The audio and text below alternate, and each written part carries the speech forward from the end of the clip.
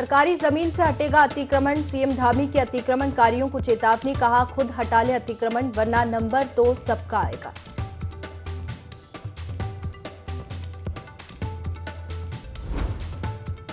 - 2025 तक सशक्त और सर्वश्रेष्ठ उत्तराखंड बनाने में जुटी सरकार, मुख्यमंत्री पुष्कर सिंह धामी ने बुलाई बैठक, कृषि सहकारिता के साथ कई विभागों की करेंगे समीक्षा।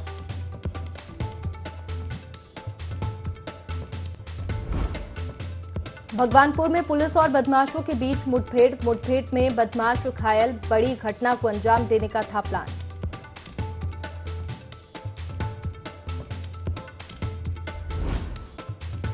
हरिद्वार में ऑपरेशन मर्यादा जारी, गंगा घाटों पर हरिद्वार पुलिस की कार्रवाई, शराबियों और हुड़दंग करने वालों के खिलाफ कार्रवाई।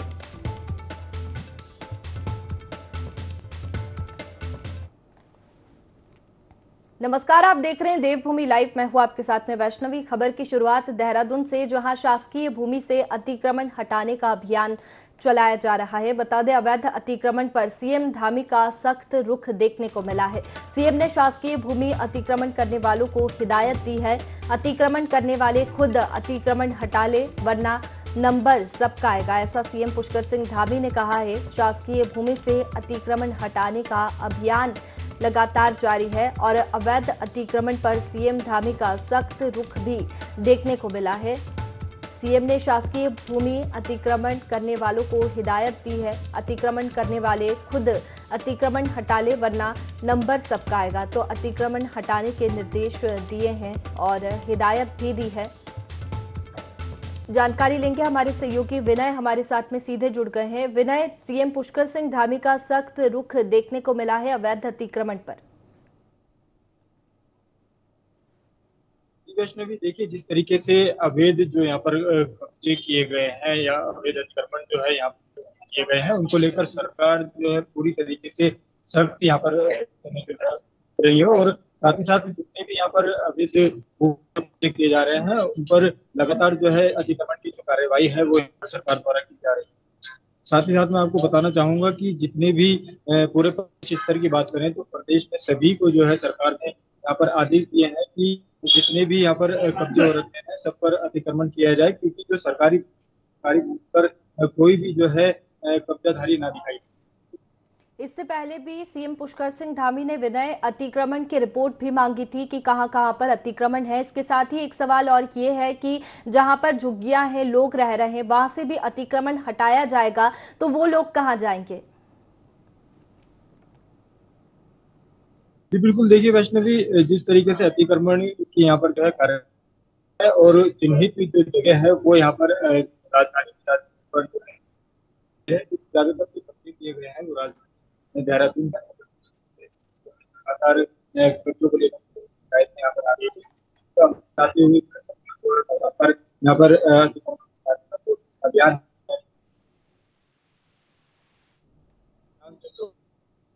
जो गरीब तबके के जो लोग हैं वो यहाँ पर रह रहे हैं, उनको जो है यहाँ से शिफ्ट करने का जो है उसके लिए भी सरकार विचार विमर्श कर रही है। लेकिन जो अतिक्रमण की अगर बात करें, जो कब्जेधारी हैं, कब्जेधारी नहीं जा रहा है, साथ ही यहाँ पर जो है कानूनी कार्रवाई भी।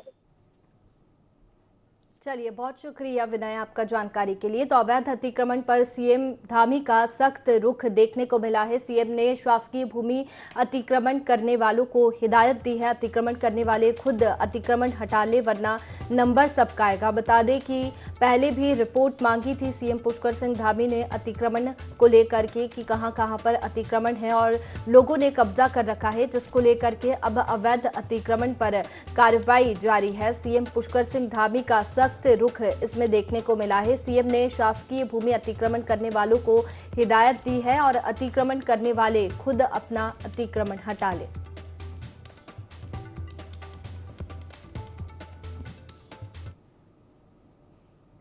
चलिए आगे बढ़ेंगे। पीएम नरेंद्र मोदी जून में उत्तराखंड जाएंगे, तो वहीं मुख्यमंत्री पुष्कर सिंह धामी ने प्रधानमंत्री नरेंद्र मोदी के उत्तराखंड दौरे की पुष्टि की है। मुख्यमंत्री पुष्कर सिंह धामी ने कहा कि प्रधानमंत्री नरेंद्र मोदी के प्रस्तावित कार्यक्रम तैयार है। प्रधानमंत्री नरेंद्र मोदी की खुद की भी उत्तराखंड आने की इच्छा है। प्रधानमंत्री के उत्तराखंड आने के लिए राज्य की जनता बेसब्री से इंतजार कर रही है। प्रधानमंत्री नरेंद्र मोदी ने राज्य के लिए 1.5 लाख करोड़ से अधिक की योजनाएं दी है, जो कि ऐतिहासिक है। बता दें कि केंद्र सरकार के 9 साल का कार्यकाल पूरा होने पर 30 मई से 30 जून तक प्रदेश में महाजनसंपर्क अभियान चलाया जाएगा।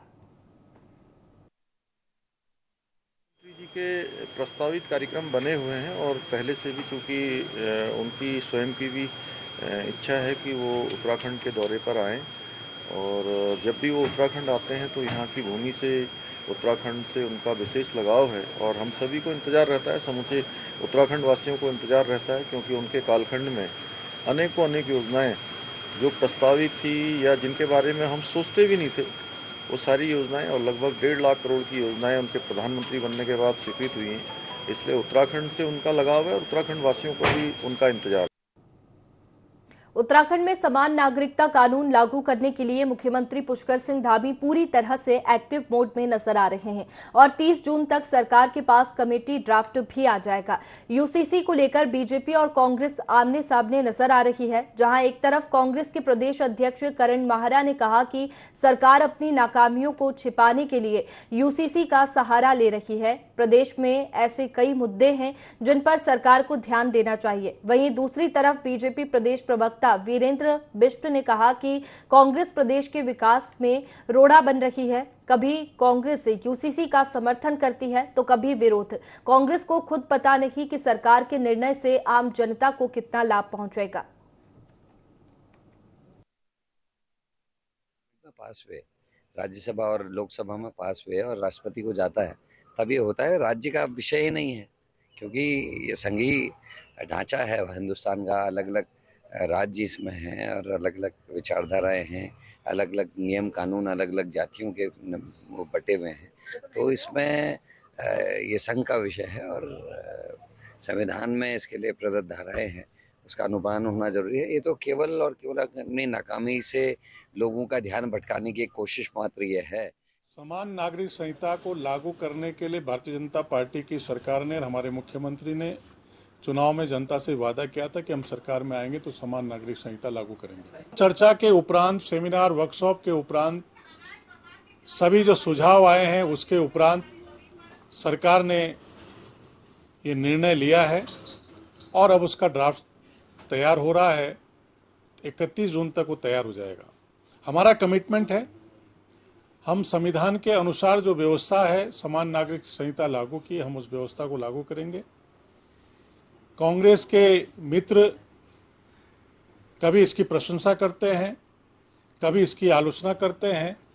उन्हें स्वयं ये नहीं मालूम कि समान नागरिक संहिता लागू करने से प्रदेश और देश में सभी लोगों को एक समान धर्मनिरपेक्षता के आधार पर न्याय मिलेगा, उसकी प्रशंसा करनी चाहिए। मोदी सरकार के 30 मई को 9 वर्ष पूरे हो रहे हैं। इस उपलक्ष्य में बीजेपी देश भर में 30 मई से 30 जून तक महाजनसंपर्क अभियान चलाने जा रही है। इस संबंध में बीजेपी प्रदेश मीडिया प्रभारी मनवीर सिंह चौहान ने बताया कि मोदी सरकार के इस 9 वर्ष के कार्यकाल के दौरान जो ऐतिहासिक कार्य हुए हैं उनको जन जन तक पहुंचाने का कार्य इस संपर्क अभियान के माध्यम से किया जाएगा, जिसमें देश भर में पार्टी के 16 लाख कार्यकर्ता करोड़ों लोगों से संपर्क स्थापित कर मोदी सरकार की उपलब्धियों को बताने का कार्य करेंगे।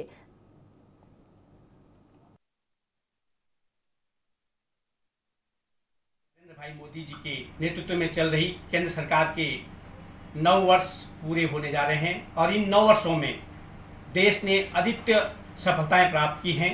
सभी योजनाओं और राज्य सरकार की योजनाओं को जन जन पहुंचाने के लिए कार्य किया जा रहा है और आगे कम से कम 16 लाख कार्यकर्ता भारतीय जनता पार्टी के पूरे देश भर में करोड़ों लोगों से संपर्क करेंगे और साथ ही एक लोकसभा में कम से कम 250 ऐसे विशिष्ट जनों को जिन्होंने अपने क्षेत्र में विशेष कार्य किए हैं उनसे संपर्क करने का भी अभियान चलाया जाए।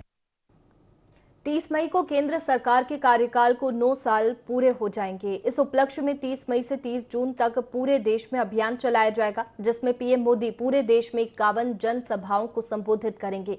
इसी कड़ी में एक जनसभा उत्तराखंड में भी आयोजित की जाएगी। जनसभा पर कांग्रेस ने निशाना साधते हुए कहा कि पीएम मोदी बताए कि इन 9 सालों में उत्तराखंड में कौन से 9 काम किए गए हैं। साथ ही कांग्रेस नेता ने सवाल खड़े किए कि सांसदों ने जो गांव गोद लिए थे उनकी क्या स्थिति है। प्रधानमंत्री जी उत्तराखंड आ रहे हैं तो स्वागत करते हैं उनका। प्रधानमंत्री आते रहते हैं, बहुत बार आए हैं तो, लेकिन हमारा कहना ये है कि कम से कम जिन सांसदों ने जो गांव गोद लिए थे, उपलब्धि जहां तक भाजपा बताने की बात कर रही है, तो केवल ये तो बता दे कि क्या वो गांव लिए हुए, गोद लिए हुए गांव अभी गोद में ही बैठे हैं या चलने फिरने लायक भी हो गए हैं। कम से कम भाजपा के सांसदों को या भारतीय जनता पार्टी को इस बात को स्पष्ट करना चाहिए।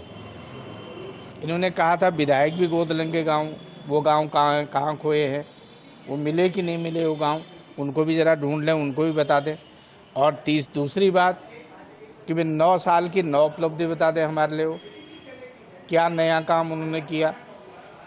जितने भी काम यहाँ हो रहे हैं वो सारे काम यूपीए की सरकार में हो रहे हैं। देहरादून के जिला अधिकारी कार्यालय में हर सोमवार की तरह आज भी जनता दरबार लगाया गया, जिसमें देहरादून के निवासियों ने जिला अधिकारी सोनिका को प्रशासन से जुड़ी शिकायतों के बारे में अवगत कराया। इस दौरान करीब 90 शिकायतें मिली, जिसमें से कई समस्याओं का मौके पर ही निराकरण किया गया, तो वहीं कई के निराकरण के लिए संबंधित अधिकारियों को निर्देशित किया गया। शिकायतें हमारे यहाँ आई हैं और बिजली, पानी, शिक्षा से रिलेटेड तो थी ही, पर लैंड से रिलेटेड काफ़ी शिकायतें थी। स्पेशली अड़ोसी पड़ोसी का विवाद हो गया या कब्जे का विवाद हो गया, इस तरह की शिकायतें। राज्य की सरकारी जमीनों से जल्द ही अतिक्रमण हटने वाला है। मुख्यमंत्री पुष्कर सिंह धामी ने अवैध अतिक्रमण करने वालों को सख्त हिदायत दी है। उन्होंने साफ कहा है कि जिन भी लोगों ने सरकारी जमीनों पर अवैध कब्जा किया हुआ है, वह सभी खुद ही सरकारी जमीनों को खाली कर दे, वरना सभी का नंबर आएगा। मुख्यमंत्री पुष्कर सिंह धामी ने साफ किया कि सरकारी जमीनों पर हुए प्रत्येक अवैध कब्जों को सरकार हटाएगी। सरकार की ओर से चलाए जा रहे अतिक्रमण हटाओ अभियान को तब तक जारी रखा जाएगा जब तक कि सभी सरकारी जमीनों से अवैध अतिक्रमण नहीं हट जाता। भी कहा है कि जो भी अतिक्रमण है, जो भी अवैध कब्जा है सरकारी जमीनों पर, किसी प्रकार का भी कोई अतिक्रमण है तो उसको हम हर कीमत पर हटाएंगे और वो हटने का अभियान लगातार जारी है और वो तब तक जारी रहेगा जब तक कि पूरा अतिक्रमण मुक्त नहीं हो जाएगा। और इसमें हमने ये भी कहा है जिन लोगों ने अतिक्रमण किया हुआ है वो स्वयं इसे हटा लें। बहुत सारे लोग आज मुझे मिले भी थे, उन्होंने कहा है कि हम स्वतः ही हटा लेंगे कुछ स्थानों पर, तो अच्छा होगा। स्वतः ही हटा लेंगे तो अच्छा है, नहीं तो धीरे धीरे सभी का नंबर आना है। यमुना मसूरी पंपिंग पेयजल योजना का कार्य पूरा हो गया है। उत्तराखंड पेयजल निगम ने इस परियोजना का सफल परीक्षण किया, जिसके बाद यमुना से पानी की सप्लाई शुरू हो गई। वहीं योजना के सफल परीक्षण होने से अधिकारियों में खासा उत्साह देखा गया। बता दें कि 144 करोड़ रुपए की लागत से निर्मित इस परियोजना का लाभ मसूरी वासियों को 2052 तक ले सकेंगे, जिससे अब मसूरी में पानी की किल्लत नहीं होगी।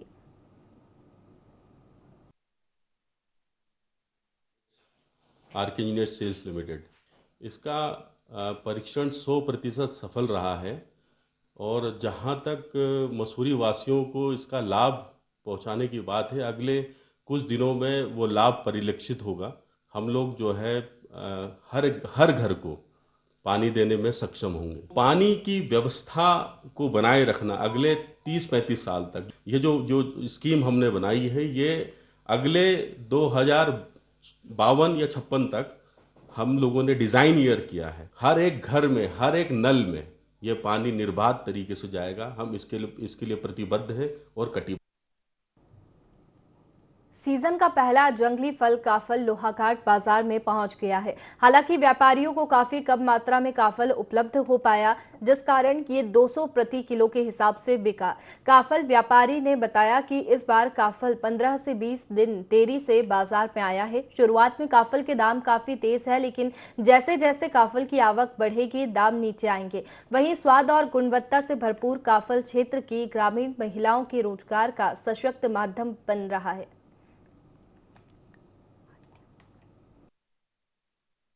काफल जी ठीक है, लेकिन ऐसा है कि इस टाइम मौसम का जो है थोड़ा सा प्रभाव पड़ा।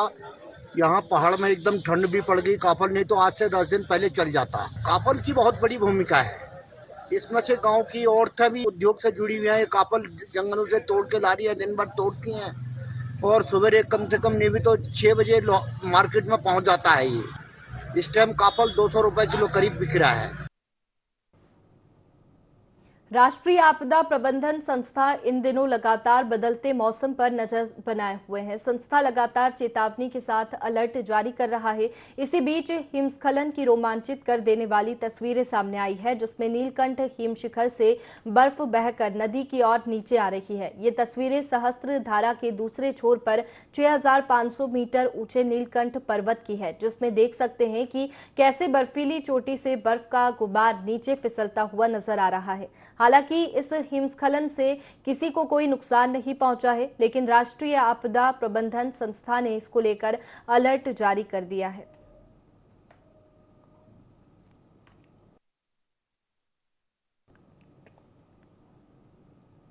हरिद्वार के बहादुराबाद में पुलिस और बदमाशों के बीच जमकर मुठभेड़ हुई। गोकशी की सूचना पर पुलिस और रुड़की सीआईक्यू की टीम छापेमारी करने पहुंची थी, जिसमें एक पुलिस जवान घायल हो गया। वहीं जवाबी फायरिंग में 2 बदमाश भी घायल हो गए। 15,000 का इनामी बदमाश रात का फायदा उठाकर मौके से फरार हो गया। सभी घायलों को इलाज के लिए रुड़की सिविल अस्पताल में भर्ती कराया गया। एसएसपी ने बदमाशों को पकड़ने वाली टीम को 10,000 का इनाम देने की घोषणा की है। बदमाशों के पास से 102 तमंचा, 315 बोर और 2 खोखा कारतूस, 2 मोटरसाइकिल और गोकशी के लिए उपकरण की गई गाय जब्त की गई है।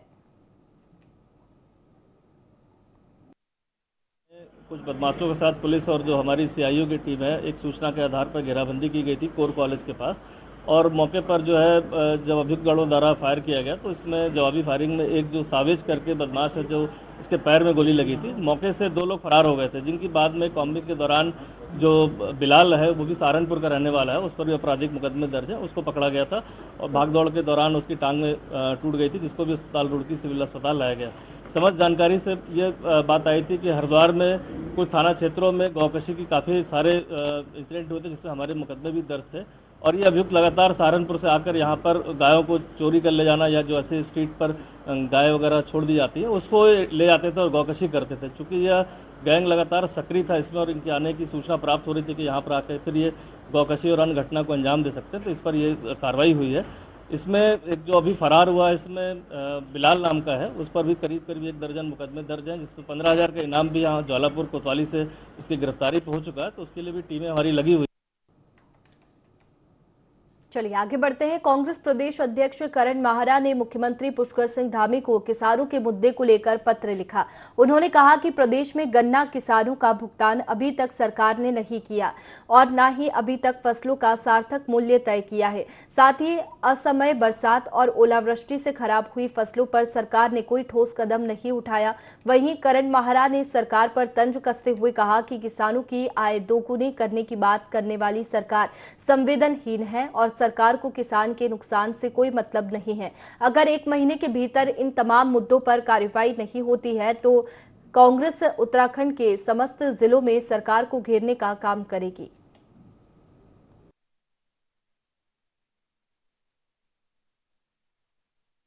एक महीने में अगर कुछ फ्रूटफुल रिजल्ट्स निकले और किसानों का बकाया भुगतान हो जाए और समर्थन मूल्य में कुछ बढ़ोतरी हो तो हम फिर और भी चीज़ें हैं, जैसे बारिश में असमय बरसात से लोगों की गेहूं की फसल खराब हुई है, ओलावृष्टि से नुकसान हुआ है। इस सरकार ने 1 भी रुपया किसानों के मुआवजे की बात नहीं की। किसानों की आय दुगनी करने की बात करने वाली सरकार इतनी संवेदनहीन है कि उनको किसानों का नुकसान का कोई मतलब ही नहीं तो और सरकारें होती अभी तक मुआवजा घोषित हो चुका होता गेहूं का और अन्य चीज़ों का। सुशासन की बात करते हैं, इनके मंत्री सड़कों में लोगों को पीट रहे हैं, तो सब यही चल रहा है, अंधेर नगरी चौपट राजा है। आगे बढ़ते हैं। लोहाघाट के सरयू नदी में नहाने के दौरान एक युवक की मौत हो गई, जिसके साथियों के हल्ला मचाने पर एसएसबी के जवानों ने युवा नदी से बाहर निकाला और 108 के जरिए उप जिला चिकित्सालय भेजा गया, जहां डॉक्टर्स ने उसे मृत घोषित कर दिया। वहीं युवा की मौत पर परिवार और गांव में कोहराम मच गया। इस बीच लोगों ने प्रशासन पर लापरवाही के गंभीर आरोप लगाए हैं। उनका कहना है कि कई बार जल पुलिस की तैनाती की मांग की गई, लेकिन प्रशासन की अनदेखी के चलते पंचेश्वर में लोग नहाने के दौरान हादसों का शिकार हो रहे हैं। घूमने गए थे तो वहां पे ये डूब गया था।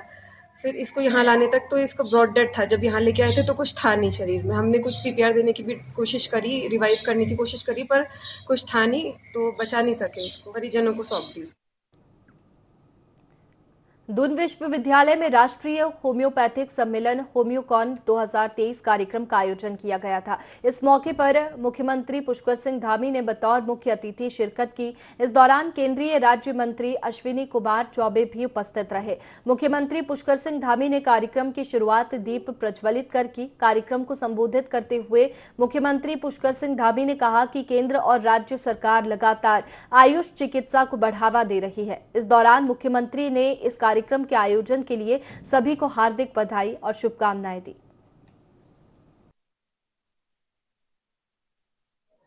2023 यहाँ पर आयोजित हुआ, तो निश्चित रूप से ये उत्तराखंड यहाँ देवभूमि है, वहीं ये आयुष भूमि भी है, आयुष के साथ साथ योग भूमि भी है। तो इस प्रकार के जो कार्यक्रम हैं उससे तमाम प्रकार की जो चर्चा होती है, जो उसमें एक मंथन होता है, चिंतन होता है, उसमें से सकारात्मक रूप से तमाम सारे चीज़ें बाहर आती हैं, तमाम चीज़ों पर चर्चा होती है। तो कहीं ना कहीं जो हमारा संकल्प है कि इसको आयुष का प्रदेश बनाएंगे, आयुष हमारी पहली प्राथमिकता है, उस दिशा में ये बहुत कारगर होगा। मैं इसके आयोजन के लिए सभी को बधाई देता हूँ। होम्योपैथिक का कोई बाहर की जर्मनी की नहीं है, ये लोगों में भ्रम है। ये भारत की पुरातन और सनातन संस्कृति से जुड़ा हुआ, और आज मेरे भारत सरकार में मैंने स्वास्थ्य मंत्रालय का भी जिम्मेवारी हमारी छोटी सी थी। मैं वर्षों तक प्रधानमंत्री के नेतृत्व में जो उन्होंने आयुष मंत्रालय अलग से बनाया 2014 में, ये एक मिसाल के रूप में, और निश्चित रूप में वो चाहते हैं कि उत्तराखंड में, उत्तराखंड की जो धरती है वो इसके लिए उपयुक्त है, और लिटरेचर और देन फ्यूचर। तो हमारा निश्चित रूप से इस देवभूमि में मैं आया। माननीय मुख्यमंत्री पुष्कर जी धामी का जो मैं देख रहा हूँ, जो विकास हो रहा है उत्तराखंड का, सार्वभौमिक विकास, और निश्चित रूप से आयुष हमारा प्रदेश बने, यह जो उनका संकल्प है, इस संकल्प को पूरा करने के लिए आज होम्योपैथिक दिवस पर जो ये सम्मेलन हजारों लोग आए, उनको बधाई देता हूँ। उत्तराखंड सरकार को बहुत बहुत बधाई।